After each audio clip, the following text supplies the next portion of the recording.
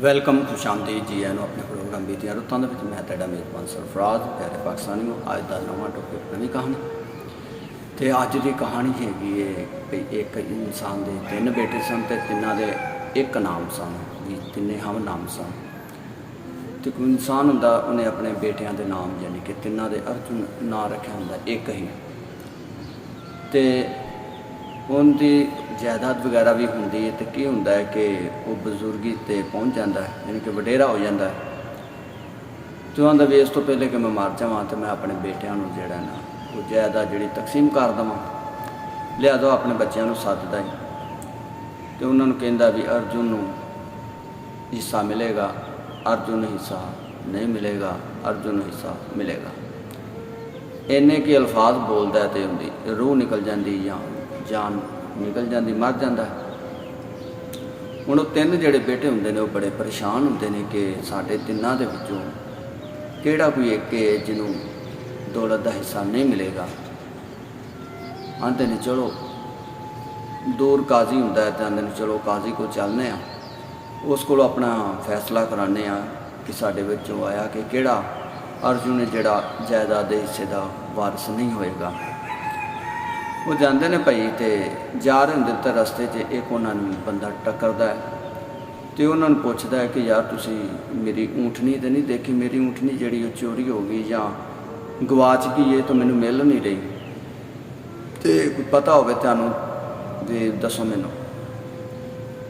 ਤੇ ਉਹਨਾਂ 'ਚੋਂ ਇੱਕ ਜਿਹੜਾ ਨਾ ਅਰਜੁਨ ਉਹ ਬੋਲਦਾ ਹੈ, ਕਹਿੰਦਾ ਵੀ ਤੇਰੀ ਜਿਹੜੀ ਊਂਠਣੀ ਉਹ ਇੱਕ ਅੱਖ ਤੋਂ ਕਾਣੀ ਤੇ ਨਹੀਂ? ਉਹਨੇ ਹੈ ਬਿਲਕੁਲ ਮੇਰੀ ਊਂਠਣੀ ਇੱਕ ਅੱਖ ਤੋਂ ਕਾਣੀ ਹੈ। ਦੂਸਰਾ ਬੋਲਦਾ, ਉਹਨੇ ਹੈ ਤੇਰੀ ਜਿਹੜੀ ਊਂਠਣੀ ਹੈ ਉਹਦੀ ਇੱਕ ਲੱਤ ਲੰਗੜੀ ਤੇ ਨਹੀਂ, ਯਾਨੀ ਕਿ ਉਹ ਲੰਘਾ ਕੇ ਤਾਂ ਨਹੀਂ ਚੱਲਦੀ?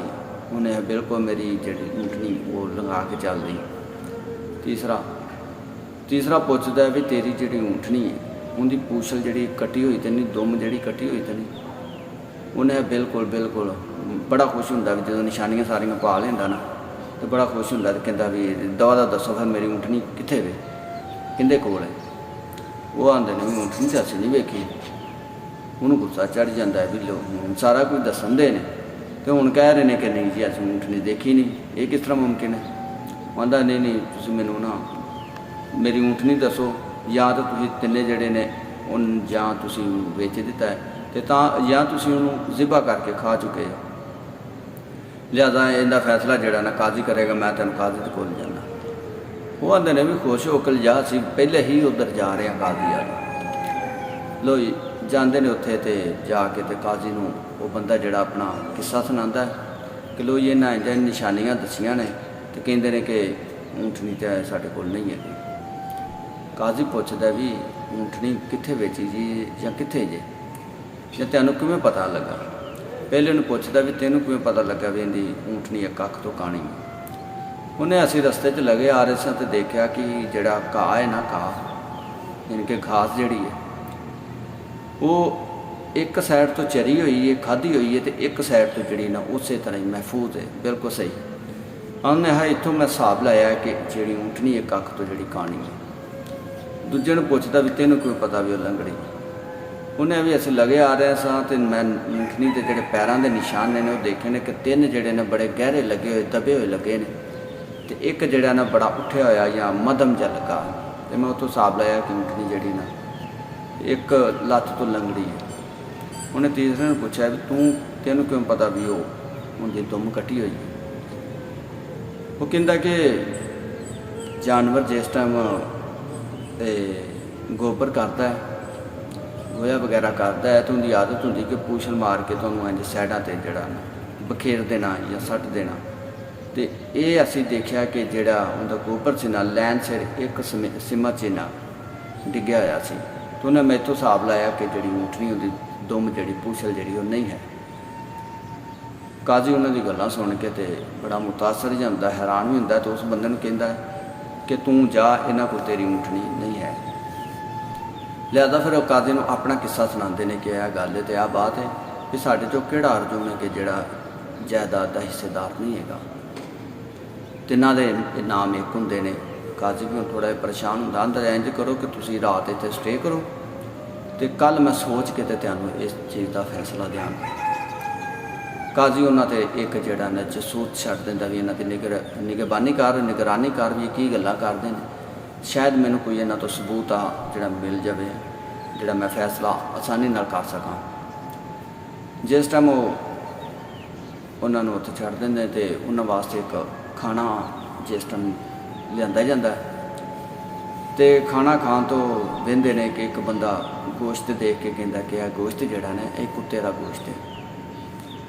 ਦੂਸਰਾ ਬੋਲਦਾ ਹੈ ਰੋਟੀਆਂ ਜਿਹੜੀਆਂ ਨਾ ਐਸੀ ਔਰਤ ਨੇ ਬਣਾਈ ਹੈ ਕਿ ਜਿਹੜੀ ਹਾਮਲਾ ਔਰਤ ਹੈ ਤੇ ਉਹਦੇ 9 ਮਹੀਨੇ ਵੀ ਜਿਹੜੇ ਨੇ ਪੂਰੇ ਨੇ ਕਿ ਪੂਰੇ ਦਿਨਾਂ ਦੀ ਹਾਮਲਾ ਔਰਤ ਜਿਹਨੇ ਰੋਟੀ ਬਣਾਈ ਹੈ। ਤੀਸਰਾ ਕਹਿੰਦਾ ਹੈ ਕਿ ਇਹ ਜਿਹੜਾ ਬਾਦਸ਼ਾਹ ਨਾ ਇਹ ਵੀ ਆਪਣੇ ਮਾਂ ਪਿਓ ਦੀ ਔਲਾਦ ਨਹੀਂ ਹੈ ਤੇ ਉਹਨੇ ਵੀ ਇਹਨੇ ਸਾਡੇ ਤੇ ਜਸੂਸ ਛੱਡਿਆ। ਉਹ ਸਾਰੀਆਂ ਗੱਲਾਂ ਜਿਹੜੀਆਂ ਨੇ ਉਹ ਜਸੂਸ ਜਿਹੜਾ ਨਾ ਬਾਦਸ਼ਾਹ ਤੱਕ ਕਾਜ਼ੀ ਤੱਕ ਪਹੁੰਚਾ ਦਿੰਦਾ। ਕਾਜ਼ੀ ਭਾਈ ਸੁਬਾਹ ਮਜਮਾ ਲਾ ਕੇ ਅਦਾਲਤ ਲਾ ਕੇ ਬਹਿ ਜਾਂਦਾ ਤੇ ਉਹਨਾਂ ਨੂੰ ਪੁੱਛਦਾ, ਹਾਂ ਵੀ ਤੁਸੀਂ ਆਇਆ ਗਿਆ ਗੱਲਾਂ ਕੀਤੀਆਂ ਨੇ ਤੋ ਕਿਹੜਾ ਬੰਦਾ ਵੀ ਜਿਹਨੇ ਕਿਹਾ ਸੀ ਕਿ ਇਹ ਗੋਸ਼ਤ ਜਿਹੜਾ ਕੁੱਤੇ ਦਾ? ਉਹਨੇ ਇੱਕ ਨੇ ਕਿਹਾ ਕਿ ਪਹਿਲੇ ਨੇ ਕਿਹਾ ਜੀ ਮੈਂ ਕਿਹਾ। ਉਹਨੇ ਬਾਵਰਚੀ ਨੂੰ ਬੁਲਾਇਆ ਬੜੇ ਗੁੱਸੇ ਨਾਲ ਜਾਂ ਧਮਕ ਕੇ ਉਹਨੂੰ ਪੁੱਛਿਆ ਕਿ ਸੱਚ ਦੱਸ ਵੀ ਇਹ ਗੋਸ਼ਤ ਕਿੱਥੋਂ ਲਿਆਂਦਾ ਜੀ? ਉਹਨੇ ਕਾਜ਼ੀ ਨੂੰ ਕਿ ਕਾਜ਼ੀ ਸਾਹਿਬ ਘਰ ਦੇ ਵਿੱਚ ਕੋਈ ਐਸਾ ਜਾਨਵਰ ਨਹੀਂ ਸੀ ਬਚਿਆ ਕਿ ਜਿਸ ਦਾ ਗੋਸ਼ਤ ਕੀਤਾ ਜਾਵੇ, ਲਿਹਾਜ਼ਾ ਮੈਂ ਕੁੱਤੇ ਨੂੰ ਮਾਰ ਕੇ ਉਹਦਾ ਗੋਸ਼ਤ ਬਣਾ ਦਿੱਤਾ ਤੇ ਮੈਨੂੰ ਸ਼ਰਾਰਤ ਸੂਝੀ ਤੇ ਲਿਹਾਜ਼ਾ ਮੈਂ ਮਾਫੀ ਚਾਹੁੰਦਾ ਵਾਂ। ਉਹਨੂੰ ਪੁੱਛਦਾ ਵੀ ਤੈਨੂੰ ਕਿਵੇਂ ਪਤਾ ਲੱਗਾ ਵੀ ਇਹ ਗੋਸ਼ਤ ਕੁੱਤੇ ਦਾ? ਉਹਨੇ ਜਿਹੜਾ ਦੂਸਰਾ ਗੋਸ਼ਤ ਹੁੰਦਾ ਨਾ ਬੱਕਰੇ ਦਾ ਜਾਂ ਮੱਝ ਵਗੈਰਾ ਗਾਂ ਦਾ ਜਾਂ ਇਹ ਡੰਗਰ ਦਾ ਉਹਦਾ ਇਹ ਹੁੰਦਾ ਹੈ ਕਿ ਉਹਦੇ 'ਤੇ ਗੋਸ਼ਤ ਹੁੰਦਾ ਤੇ ਹਲਕੀ ਨਮਕ ਚਰਬੀ ਕਿਤੇ ਕਿਤੇ ਹੁੰਦੀ ਹੈ। ਉਹਨੇ ਇਹ ਗੋਸ਼ਤ ਮੈਂ ਦੇਖਿਆ ਕਿ ਚਰਬੀ ਸਾਰੀ ਸਨ ਤੇ ਗੋਸ਼ਤ ਕਿਤੇ ਕਿਤੇ ਸੀ। ਉਹਨੇ ਠੀਕ ਹੋ ਗਿਆ। ਉਹਨੇ ਦੂਸਰਾ ਬੰਦਾ ਕੌਣ ਜਿਹਨੇ ਕਿਹਾ ਸੀ ਕਿ ਰੋਟੀ ਜਿਹੜੀ ਹਾਮਲਾ ਔਰਤ ਨੇ ਬਣਾਈ, ਇੱਕ ਉਹ ਦੂਸਰੇ ਨੇ ਕਿਹਾ ਜੀ ਮੈਂ ਬਣਾਈ, ਮੈਂ ਕਿਹਾ ਸੀ। ਉਹ ਜਾਂਦਾ ਤੇ ਬਾਵਰਚੀ ਤੋਂ ਪਤਾ ਕਰਦਾ ਵੀ ਹਾਂਜੀ ਇਹ ਰੋਟੀ ਕਿਹਨੇ ਬਣਾਈ ਹੈ। ਤੋ ਔਰਤ ਜਿਹੜੀ ਨਾ ਉਹ ਪ੍ਰੈਗਨੈਂਟ ਹੁੰਦੀ, ਹਾਮਲਾ ਹੀ ਹੁੰਦੀ ਜਿਹਨੇ ਉਹ ਰੋਟੀ ਬਣਾਈ ਹੁੰਦੀ ਹੈ ਤੇ ਉਹ ਆਉਂਦਾ ਤੇ ਉਹਨੂੰ ਪੁੱਛਦਾ ਵੀ ਤੈਨੂੰ ਕਿਵੇਂ ਪਤਾ ਲੱਗਾ ਵੀ ਇਹ ਰੋਟੀ ਜਿਹੜੀ ਇੱਕ ਹਾਮਲਾ ਔਰਤ ਨੇ ਬਣਾਈ? ਉਹਨੇ ਆ ਕਾਜ਼ੀ ਸਾਹਿਬ ਮੈਂ ਜਿਸ ਟਾਈਮ ਰੋਟੀ ਦੇਖੀ ਤੇ ਰੋਟੀ ਇੱਕ ਸਾਈਡ ਤੋਂ ਜਿਹੜੀ ਨਾ ਪੱਕੀ ਹੋਈ ਸੀ, ਦੂਸਰੀ ਸਾਈਡ ਤੋਂ ਜਿਹੜੀ ਨਾ ਉਹ ਰੋਟੀ ਕੱਚੀ ਸੀ ਕਿ ਇੰਝ ਫੀਲ ਹੋਇਆ ਕਿ ਜਿਸ ਤਰ੍ਹਾਂ ਨਾ ਕੋਈ ਦੂਸਰੀ ਜ਼ਿਆਦਾ ਝੁਕ ਕੇ ਨਾ ਰੋਟੀ ਪਕਾ ਨਹੀਂ ਸਕਦਾ। ਤੇ ਮੈਂ ਇਸ ਤੋਂ ਹਿਸਾਬ ਲਾਇਆ ਕਿ ਇਹ ਰੋਟੀ ਕਿਸੇ ਹਾਮਲਾ ਔਰਤ ਨੇ ਬਣਾਈ। ਤੀਸਰਾ ਉਹਨੇ ਤੂੰ ਕਿਸ ਤਰ੍ਹਾਂ ਕਿਹਾ ਕਿ ਮੈਂ ਆਪਣੇ ਮਾਂ ਪਿਓ ਦੀ ਔਲਾਦ ਨਹੀਂ? ਉਹਨੇ ਤੂੰ ਕਾਜ਼ੀ ਇੱਕ ਸਾਨੂੰ ਮਹਿਮਾਨ ਠਹਿਰਾਇਆ ਤੇ ਜਿਹੜਾ ਆਪਣੇ ਮਾਂ ਪਿਓ ਦੀ ਔਲਾਦ ਨਹੀਂ ਹੁੰਦਾ ਨਾ ਤੇ ਉਹ ਹੀ ਇਹੋ ਜਿਹੇ ਕੰਮ ਕਰਦਾ ਕਿ ਤੂੰ ਆਪਣੇ ਘਰ ਦੇ ਵਿੱਚ ਸਾਨੂੰ ਮਹਿਮਾਨ ਠਹਿਰਾ ਕੇ ਉੱਤੋਂ ਤੂੰ ਸਾਡੇ ਤੇ ਨਿਗਰਾਨੀ ਲਾਤੀ, ਪਹਿਰਾ ਦੇ ਲਾਤਾ, ਫਿਰ ਤੂੰ ਸਾਨੂੰ ਗੋਸ਼ਤ ਵੀ ਕੁੱਤੇ ਦਾ ਖਵਾ ਰਿਹਾ ਸੀ, ਫਿਰ ਤੂੰ ਉਹ ਰੋਟੀਆਂ ਵੀ ਇੱਕ ਐਸੀ ਔਰਤ ਬਣਵਾਈਆਂ ਜਿਹੜੀ ਹਾਮਲਾ ਸੀ ਤੇ ਤੂੰ ਉਹਦੇ 'ਤੇ ਜ਼ੁਲਮ ਕਰਨ ਦਿਆ ਸੈਂ ਤੇ ਇਸ ਤੋਂ ਮੈਂ ਹਿਸਾਬ ਲਾਇਆ ਕਿ ਆਪਣੇ ਮਾਂ ਪਿਓ ਦੀ ਔਲਾਦ ਨਹੀਂ ਹੈ। ਉਹ ਜਾ ਕੇ ਆਪਣੇ ਮਾਂ ਪਿਓ ਤੋਂ ਦਰਖਾਸਤ ਕਰਦਾ ਹੀ ਆਪਣੀ ਮਾਂ ਤੋਂ ਕਿ ਉਹ ਆਂਦੇ ਪੁੱਤਰ ਸਹੀ ਹੈ ਕਿ ਤੂੰ ਸਾਡੇ ਘਰ ਔਲਾਦ ਨਹੀਂ ਸੀ ਆਇਆ ਤੇ ਤੂੰ ਸਾਨੂੰ ਇਸ ਤਰ੍ਹਾਂ ਹੀ ਰਸਤੇ 'ਚੋਂ ਮਿਲਿਆ ਸੈਂ ਤੇ ਅਸੀਂ ਤੈਨੂੰ ਲੈਣ ਦਾ ਤੇ ਅਸੀਂ ਤੈਨੂੰ ਪਾਲਿਆ ਪੋਲਿਆ। ਹੁਣ ਤਾਂ ਠੀਕ ਹੋ ਗਿਆ। ਜਾ ਕੇ ਉਹਨੂੰ ਪੁੱਛਦਾ ਵੀ ਤੈਨੂੰ ਕਿਵੇਂ ਪਤਾ ਹੈ ਕਿ ਮੈਂ ਆਪਣੇ ਮਾਂ ਪਿਓ ਦੀ ਔਲਾਦ ਨਹੀਂ? ਉਹਨੇ ਬਾਦਸ਼ਾਹ ਸਲਾਮਤ ਇਹ ਬੰਦਾ ਉਹੀ ਕਰਦਾ ਹੈ ਕਿ ਜਿਹੜਾ ਆਪਣੇ ਮਾਂ ਪਿਓ ਦੀ ਔਲਾਦ ਨਹੀਂ ਹੈ। ਉਹਨੇ ਠੀਕ ਹੋ ਗਿਆ। ਉਹਨੇ ਵੀ ਉਹ ਮੇਰਾ ਫੈਸਲਾ ਸੁਣ ਲਵੋ ਕਿ ਮੇਰਾ ਫੈਸਲਾ ਕੀ ਹੈ। ਉਹਨੇ ਜਿਹੜੇ ਪਹਿਲੇ ਦੋ ਨੇ ਨਾ ਉਹਨਾਂ ਨੂੰ ਤਾਂ ਜਾਇਦਾਦ ਦਾ ਹਿੱਸਾ ਮਿਲੇਗਾ, ਅਰਜੁਨ ਜਿਹੜੇ ਦੋ ਪਹਿਲੇ ਨੇ ਨਾ ਤੇ ਜਿਹੜਾ ਤੂੰ ਹੈ ਨਾ ਤੈਨੂੰ ਹਿੱਸਾ ਨਹੀਂ ਮਿਲੇਗਾ। ਉਹ ਹੈਰਾਨਗੀ ਨਾਲ ਪੁੱਛਦਾ ਵੀ ਕਿਉਂ?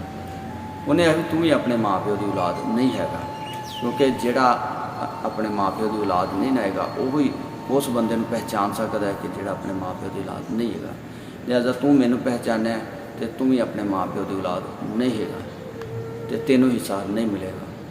ਹੁਣ ਜਿਹੜੇ ਦੂਸਰੇ ਨੇ ਉਹ ਜਾ ਕੇ ਦਰਿਆਫਤ ਕਰਦੇ ਨੇ ਆਪਣੀ ਮਾਂ ਕੋਲੋਂ ਕਿ ਆਇਆ ਕਿ ਮਾਂ ਜਿਹੜਾ ਸਾਡਾ ਤੀਸਰਾ ਭਰਾ ਹੈ ਉਹਦਾ ਕੀ ਮਾਜਰਾ ਹੈ, ਉਹਨੂੰ ਹਿੱਸਾ ਕਿਉਂ ਨਹੀਂ ਮਿਲੇਗਾ? ਉਹ ਦੱਸਦੀ ਕਿ ਪੁੱਤਰ ਤੇਰਾ ਪਿਓ ਇੱਕ ਦਿਨ ਸੁਬਹ ਗਿਆ ਨਮਾਜ਼ ਪੜ੍ਹਨ ਤੇ ਰਸਤੇ ਦੇ ਵਿੱਚ ਉਹਨੂੰ ਮਿਲਿਆ ਤੇ ਇਹਦਾ ਕੋਈ ਵੀ ਨਹੀਂ ਸੀਗਾ ਤੇ ਉਹਨੇ ਇਹਦੇ ਨਾਲ ਪਿਆਰ ਜ਼ਾਹਰ ਕੀਤਾ ਤੇ ਉਹਨੂੰ ਆਪਣੇ ਘਰ ਲੈਂਦਾ ਤੇ ਉਹਦੇ ਦਿਲ ਦੇ ਵਿੱਚ ਕੋਈ ਐਸੀ ਗੱਲ ਨਾ ਆਵੇ ਕਿ ਜਿਹਨੂੰ ਉਹ ਬੁਰਾ ਫੀਲ ਕਰੇ। ਇਸ ਲਈ ਉਹਨੇ ਤੁਹਾਡੇ ਨਾਵਾਂ ਵਰਗਾ ਹੀ ਉਹਦਾ ਵੀ ਨਾਂ ਰੱਖ ਦਿੱਤਾ ਤੇ ਉਹਨੂੰ ਵੀ ਆਪਣੇ ਬੇਟਿਆਂ ਦੀ ਜਗ੍ਹਾ ਦੇ ਦਿੱਤੀ, ਯਾਨੀ ਕਿ ਤੁਹਾਡੇ ਨਾਲ ਹੀ ਉਹ ਪਲਣ ਲੱਗ ਪਿਆ। ਲਿਹਾਜ਼ਾ ਉਹ ਜਿਹੜਾ ਸਾਡੀ ਔਲਾਦ ਨਹੀਂ ਸੀ ਹੈ। ਤੇ ਇਹ ਸੀ ਅੱਜ ਦੀ ਕਹਾਣੀ, ਅੱਜ ਦਾ ਟੋਪਿਕ ਕਿ ਕਿਸ ਤਰ੍ਹਾਂ ਫੈਸਲਾ ਹੋਇਆ ਕਿ ਉਹਨਾਂ ਤਿੰਨਾਂ ਹਮਨਾਮਾਂ ਦੇ ਵਿੱਚੋਂ ਇੱਕ ਜਿਹੜਾ ਸੀ ਉਹਨੂੰ ਜਾਇਦਾਦ ਨਹੀਂ ਮਿਲਣੀ। ਤਾਂ ਉਮੀਦ ਹੈ ਕਿ ਤੁਹਾਨੂੰ ਅੱਜ ਦੀ ਕਹਾਣੀ ਚੰਗੀ ਲੱਗੀ ਹੋਵੇਗੀ। ਇਹੋ ਜਿਹੀਆਂ ਵੀਡੀਓ ਦੇਖਣ ਵਾਸਤੇ ਮੇਰੇ YouTube ਚੈਨਲ ਬੀਤੀਆਂ ਰੁੱਤਾਂ ਨੂੰ ਸਬਸਕ੍ਰਾਈਬ ਕਰੋ, ਲਾਈਕ ਕਰੋ, ਸ਼ੇਅਰ ਕਰੋ ਤੇ ਮਿਲਦੇ ਅਗਲੀ ਵੀਡੀਓ ਵਿੱਚ। ਤਦ ਵਾਸਤੇ ਮੈਨੂੰ ਦਿਓ ਇਜਾਜ਼ਤ। ਅੱਲਾ ਨਿਗਹਿਬਾਨ। ਪਾਕਿਸਤਾਨ ਜ਼ਿੰਦਾਬਾਦ। ਆਫ